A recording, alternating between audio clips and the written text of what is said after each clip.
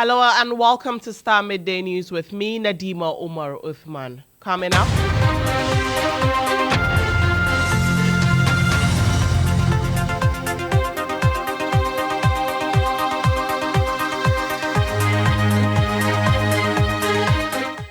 Family of slain O'Reilly Senior High School student to meet school authorities and management of Ghana Education Service.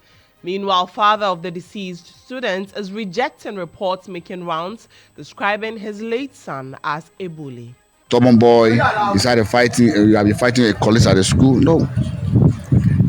So No. You know that he's not in any gang? No, he's not in any gang. Yes, I know that. We'll be live with our reporter, Nanayal Asari. Also, Deputy Health Minister Alexander Akwa absolves government of blame in the Kolibu faulty elevators Bora that has left many patients stranded, arguing it is the responsibility of management of the facility to address the problem. If Kolibu's lift is not working, you cannot blame government. Oh, why? Who do you blame?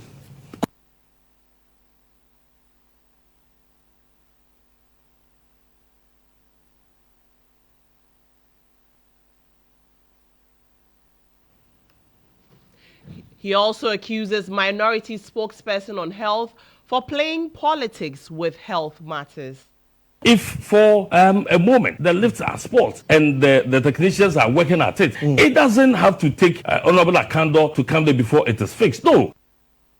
And citizens petition Office of the Special Prosecutor to investigate role of Vice President Dr. Mahmoud Bawumia in the controversial PDS scandal.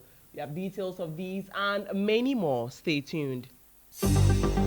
Starr News is coming to you live on Ultimate 106.9 FM in Kumasi, Empire 102.7 FM in Takrady, Cool 103.5 FM in Ho, Rage and Might FM in Tamale, Somali FM in Wa, My Star Radio in the USA. Also live on Facebook on Starr 103.5 FM and on starfm.com.gh around the world. This is Starr 103.5 FM.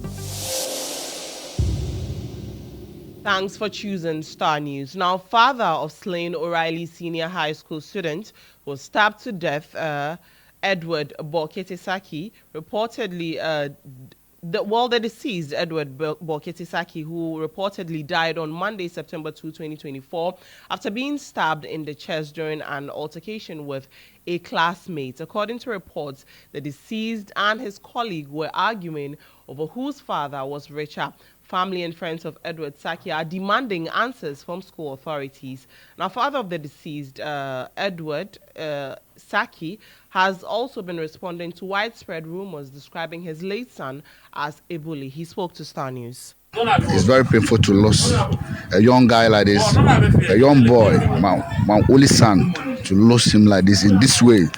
A mate taking his own mate's life from his hand. It's really painful. It's really painful. The preparation towards burial, we can't say anything now because the school authority, they just called us this morning that they are on their way to come and see the family. Even we've not even do autopsy, we've not even sat down to discuss anything concerning burial for now. Yes, we want to meet the school authority and know what happened. They will take it from there before we can even talk about what burial. Yeah.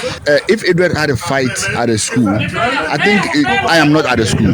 So it's the school authority to call me to let me know as a father, this is the problem your son is causing at the school, so that we see how to handle it. But the school have never called me. I've never been in police station concerning my boy having a fight with anyone, or I've never heard Edward fighting anyone.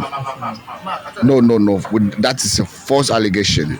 My boy is a very calm boy, and I don't know why this happened to him. You understand? Because if I bring my son to school and the boy is misbehaving, who do you have to go to? So you can ask the school, have they called me to report or to tell me what you are saying? Like the boy is a stubborn boy, he started fighting, you have been fighting a colleague at the school? No. So No. You know that he's not in any gang? No, he's not in any gang. Yes, I know that. My son is not involved in anything like that. Yeah. We're working the phone lines to engage our reporter, Nana Asare, who is currently with the family of the deceased, who are scheduled to meet management of the school authorities and also Ghana Education Service. Nana Asare is now on. Now, have the school authorities and Ghana Education Service met the family yet?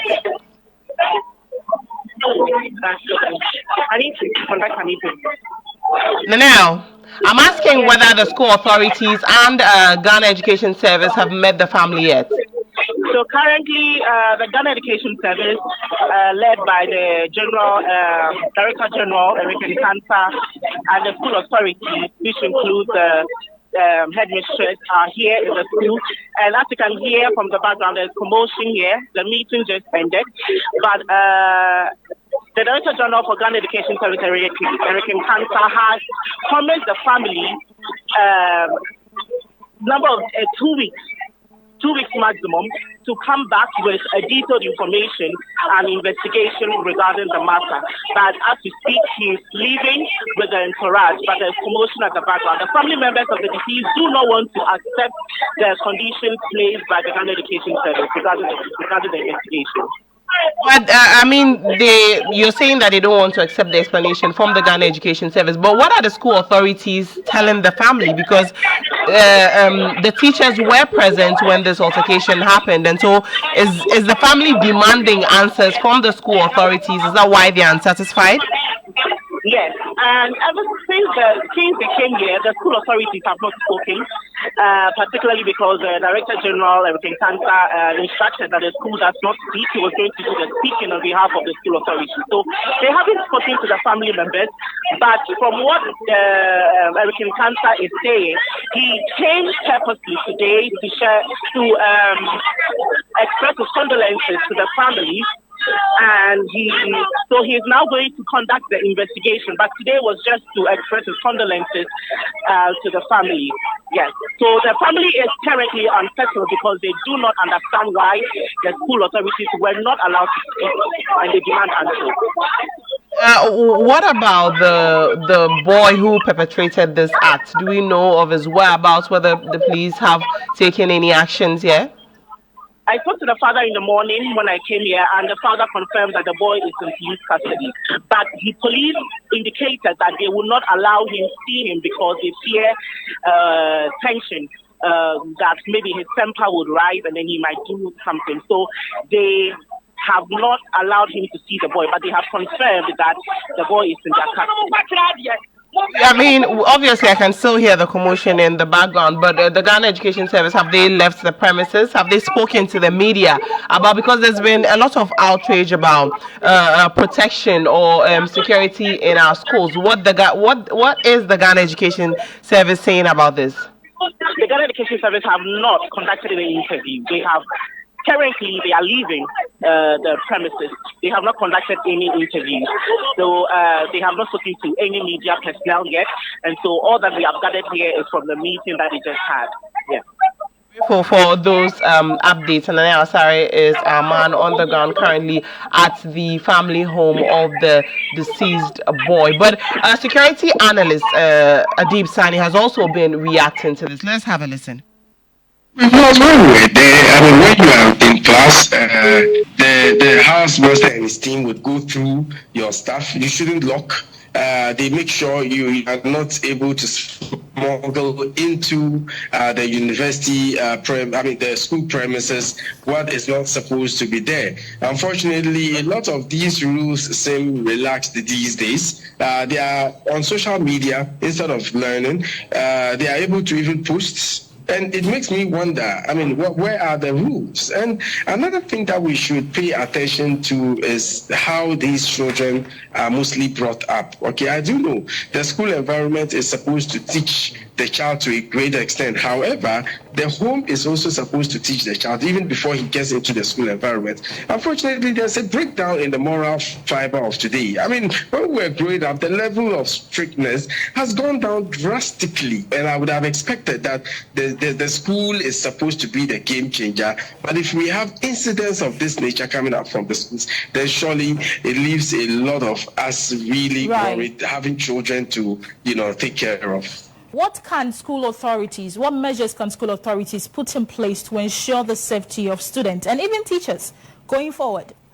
Every school has code of conduct. Okay, they need to effectively enforce those codes. Okay, they need to imbibe into the students a sense of discipline. The rules must also be applied. I mean, if a student does anything criminal, let us not deal with it at the school level. Let us simply report it to the police, because there's also always a tendency of the school covering up if the actions of the students is criminal. Away from this developing story, let's do health now, as the Deputy Health Minister, Alexander Akwa, has absorbed government of blame in the Kolebu faulty elevators bra that has left many patients stranded. He argues that it is not the responsibility of management of the facility to address the problem. This remark comes after the minority spokesperson on health, Minta Kando, called the bluff of management of Kolebu Teaching Hospital, slamming them for failing to embark on routine maintenance at the facility. Of patients to get the quality of healthcare they need. I mean, why? What happens to routine maintenance in this country? What happens to routine maintenance in this country? So you wait till all your lifts are down, and then you say that people must not come for the healthcare they need. It's rather unfortunate. And therefore, I am calling on the government, the minister responsible for health, within the next 24 hours. They cannot suspend surgery indefinitely. Within the next 24 hours, we must see the end of this unconscionable behavior. We cannot accept that reason. And so within the next 24 hours, they must tell us when they are fixing the lift at Kolebu. It is not a rocket science to fix a faulty lift. It's not a rocket science at all. And so we need somebody to come and speak to us, and not only to speak or to address the country, but to tell us when exactly these lifts will be fixed. We cannot accept indefinite suspension of selective surgeries as a country. But the Deputy Health Minister, Alexander Akwa, says government cannot be blamed for the faulty elevators at the facility.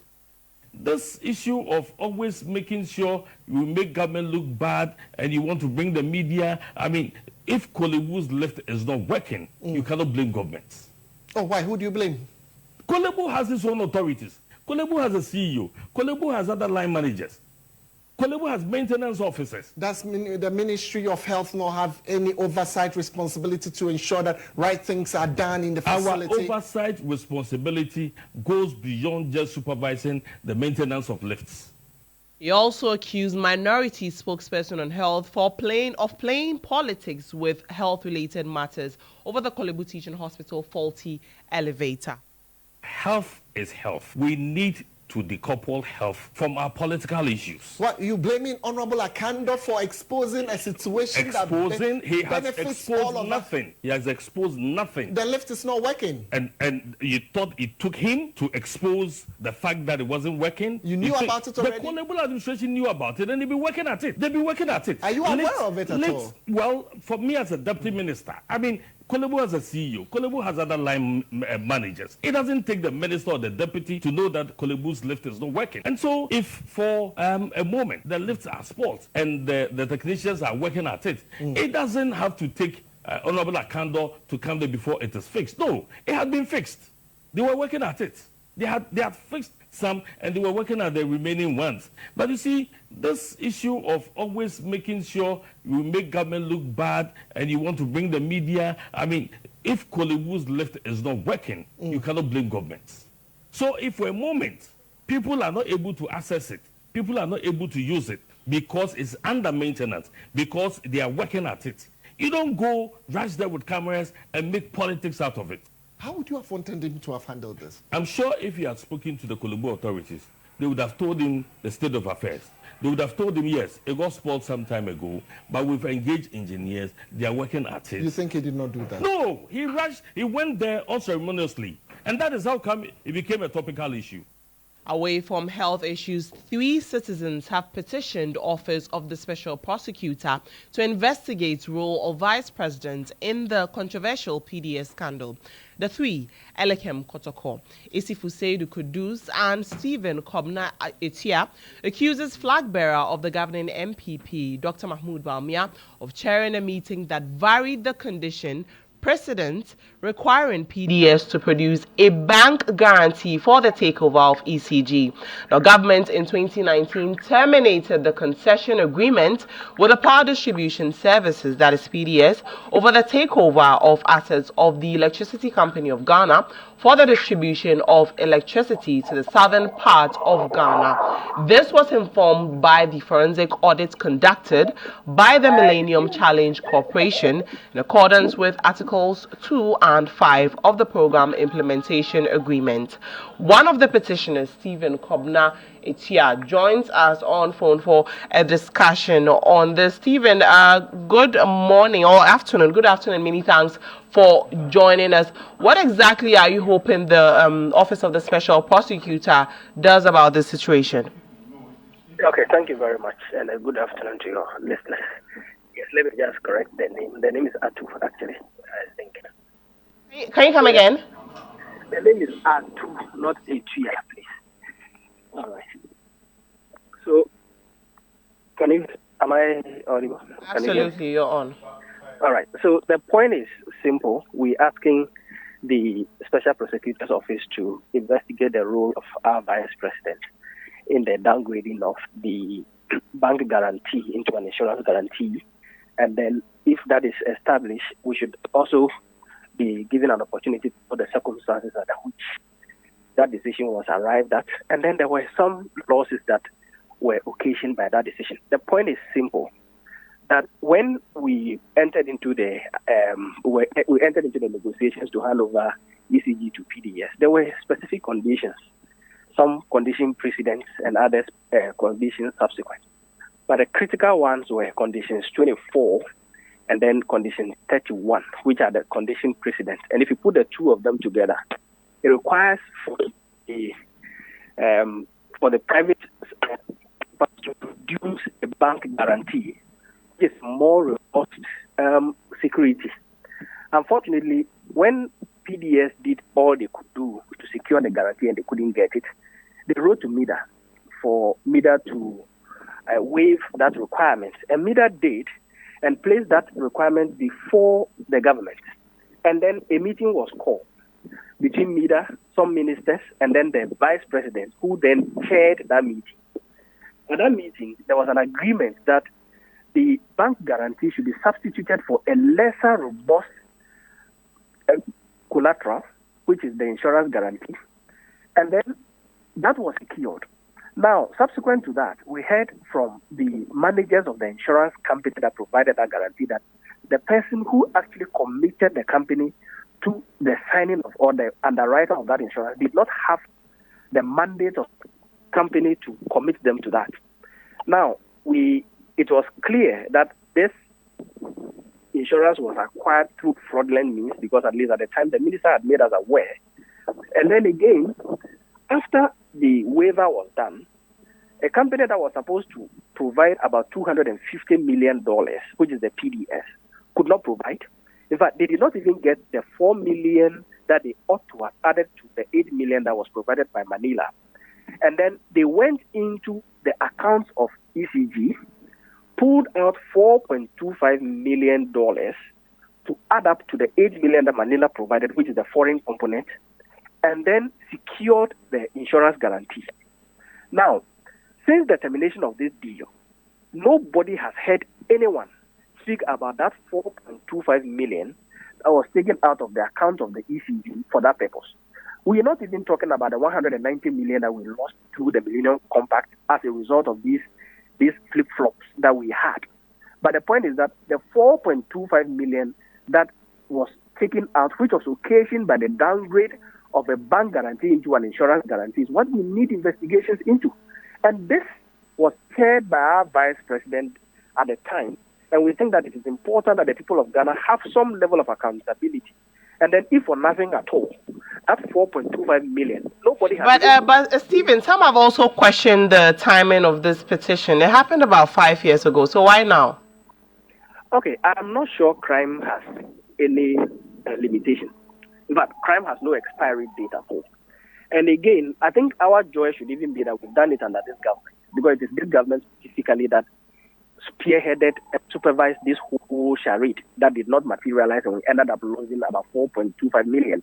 The point is, I am not sure that we ought to have rushed at all. At least we've given government the opportunity to go through to investigate these issues. They have not done it. Right. We have taken it upon ourselves as citizens to pursue this. And I think that the people of Ghana should be happy that, yes, some people... Stephen, unfortunately, we have to end the conversation here. I'm sure we'll engage you subsequently. But Stephen Kobnato is one of the petitioners.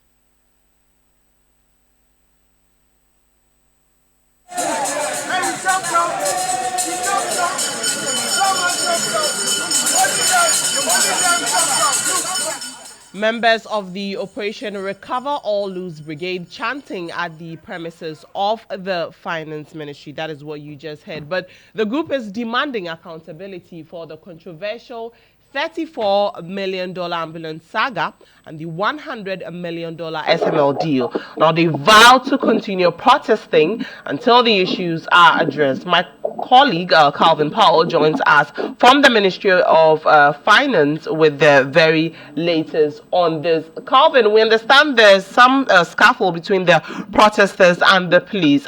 What ensued, and has it been able to, has it been handled?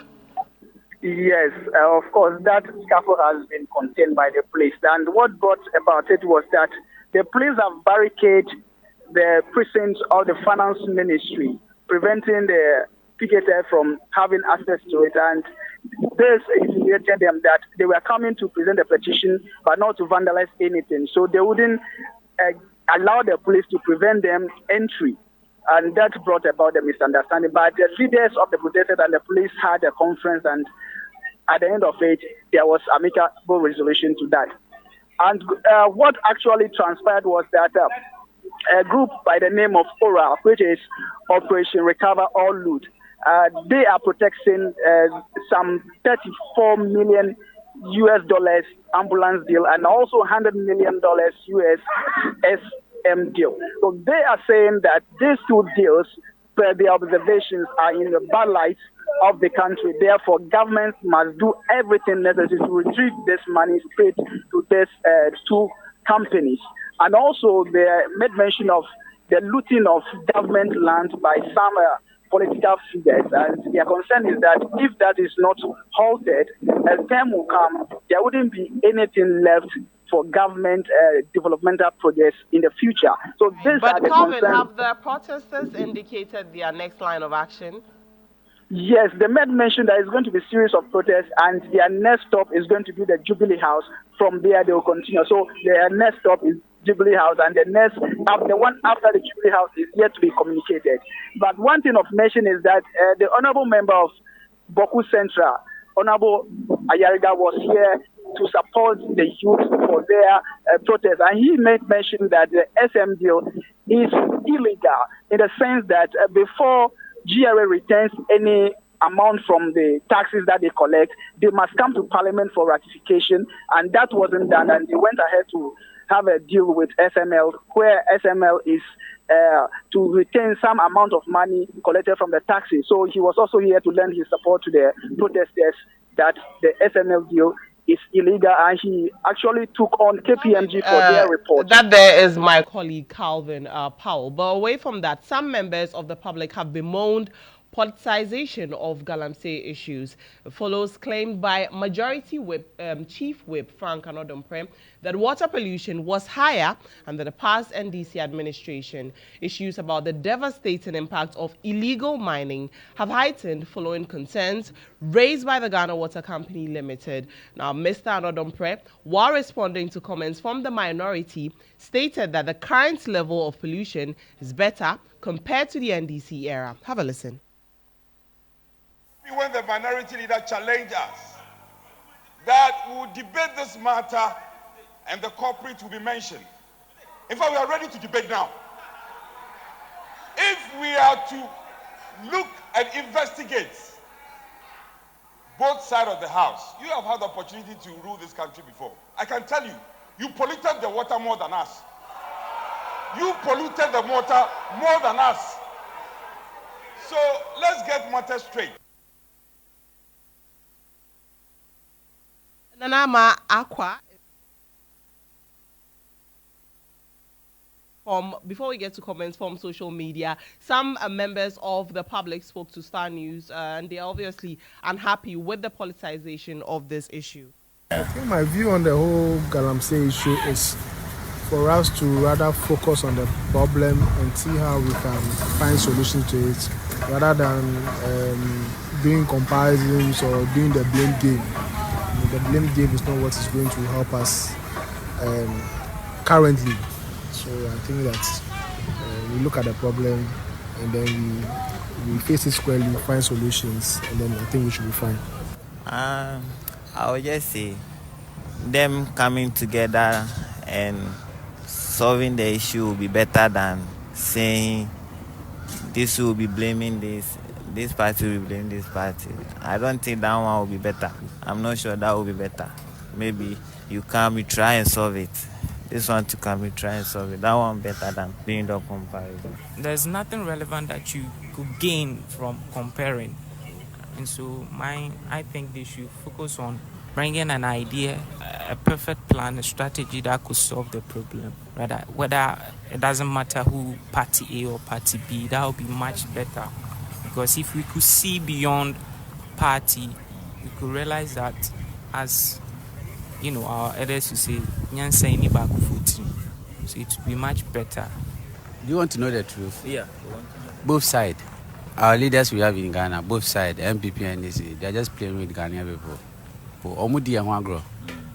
How many Ghana say now? Me, you will scare with my two excavator. That's what sports now with Monica Bukari. Hello, Monica. Hello, Nadima. Good afternoon. Nadima, in sports, head of communication at the Ghana Football Association, Henry Asante-Chum, has been speaking to the sports team exclusively on the Black Stars team assembled to lock horns with Angola tomorrow in the AFCON 2025 qualifier. Henry Asante-Chum highlighted what has been done defensively to make sure Ghana secures the needed win tomorrow. It depends on personnel. It depends on who is where at a given time. Yes, I am concerned about the goals we have conceded. It's not good enough. We kept a clean. We haven't kept a clean sheet for a long time. We conceded against Nigeria in the friendly, conceded 2 goals against Uganda, conceded 1 goal against Mali, conceded 3 goals against Central African Republic. So it's a major concern. But the defensive line is not only about the defenders. Now, away from that, the Ghana Arm Wrestling Federation has presented Ghana's first ever gold medal in Arm Wrestling World Championship to the Minister for Youth and Sports, Mustafa Yusuf. At a short presentation ceremony held at the ministry, Police Officer Grace Menta, the gold medalist in 80 kg event, was congratulated by the minister, who has promised government support to the least financed sports in the country. I want once again to congratulate you on behalf of the President, the entire team, and also the one who won the gold as well, for bringing glory to our nation and for lifting our flag very high in Moldova. Okay. So we, like I said time and again, that as government and the Ministry of Youth and Sports will continue to support the less sponsored sports, and arm wrestling happens to be one. So we'll continue to give you equitable support to all the lesser known sports, so that you can also exhibit the talent that God has given. And that does it for sports with me, Monica Bukari. Back to you, Nadima. Let's do some politics now.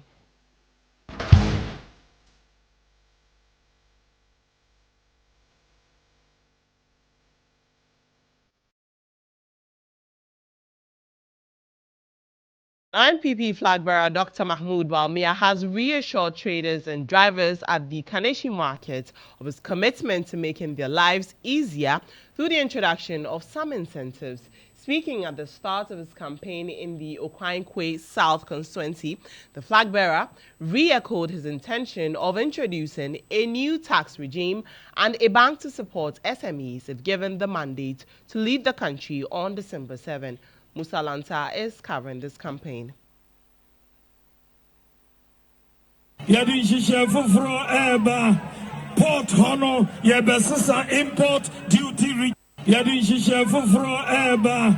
Port Hono, Yabasasa import duty regime. No, our Port Ho, Yadi flat tax in cities. U container unimad cities are ubetria. A spare parts now the container 40 footer unimse sawedia a 20,000 cities ensisa a flat rate obia betria in Ghana yeah import duty and bro Togo import duty. Ghana import duty will be lower or the same as Togo import duty. Yes, Sano. From the camp of the NPP, let's now go to the NDC and engage our man, Abdul Hanan Adam, who is currently at Senate East. Hello, Hanan. Hanan. Yeah. Yes. Where you're currently at Senate East. What is the message there?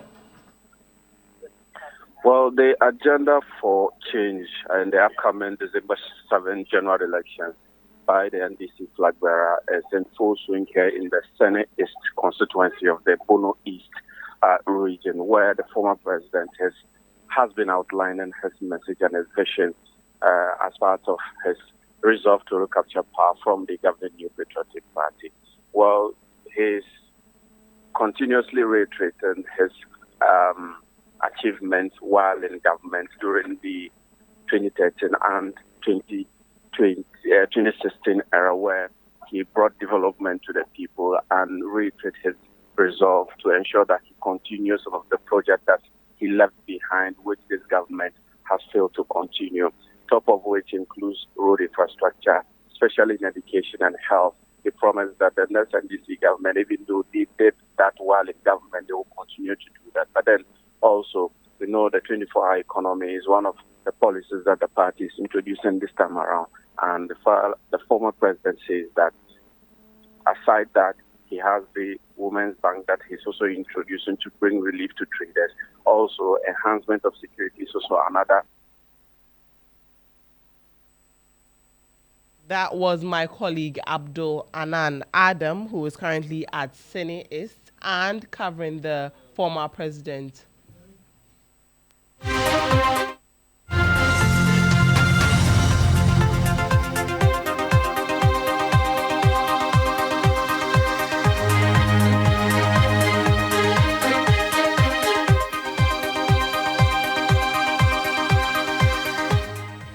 That is how we wrap up a Star Midday News on Star 103.5 FM. I am Nadima Umar Uthman, but for more news, log on to starfm.com.gh. Good afternoon.